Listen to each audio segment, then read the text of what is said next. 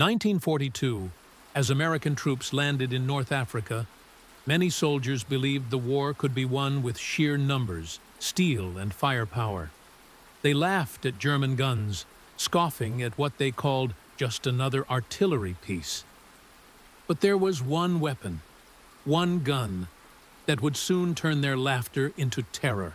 It was called the German 88, a gun so powerful, so versatile, that it became the nightmare of Allied tank crews and pilots alike.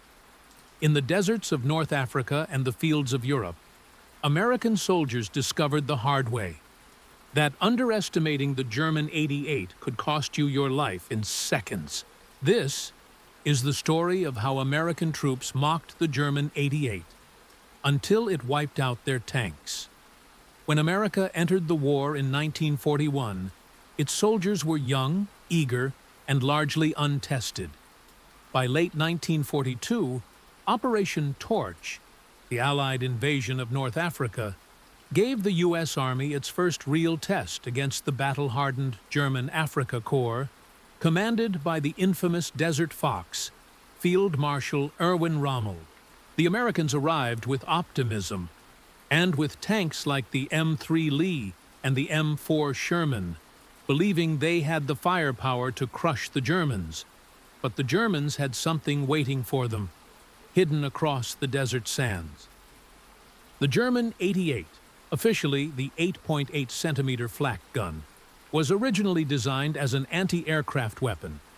Tall, sleek, and with incredible range, it could tear apart enemy bombers high above the battlefield. American soldiers, at first, mocked it. "It's too big, too clumsy," they said. "That thing's meant for planes, not tanks." They thought their Shermans, with thick armor and mobility, would easily withstand German defenses. But what they didn't know was that the German 88 wasn't just an anti-aircraft gun. It was the deadliest anti-tank weapon of the war. In November 1942, American units pushed inland from the beaches of North Africa. Columns of tanks advanced with confidence, dust clouds rising behind them. Then it happened.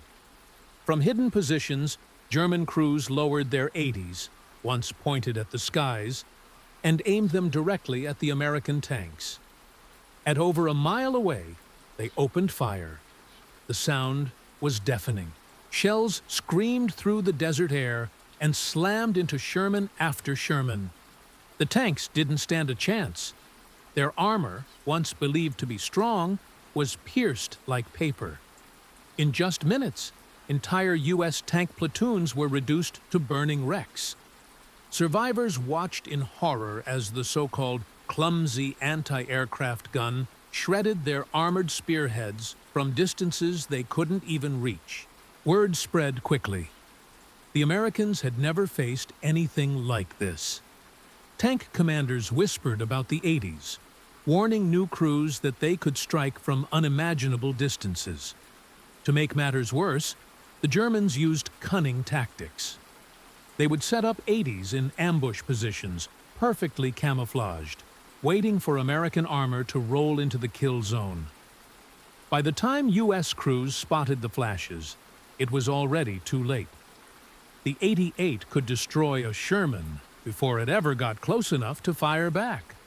While the Sherman's 75mm cannon could only reliably penetrate German armor at close range, the 88 could kill a Sherman from over 1,500 yards away. For U.S. crews, it was like walking into a gunfight, armed with a pistol against a sniper rifle. By early 1943, the Americans were no longer laughing. The German 88 became infamous across the front. Tank crews feared its very presence. Infantrymen dreaded hearing its thunder. Pilots even knew to respect it, because the same gun that destroyed tanks could also blast planes out of the sky.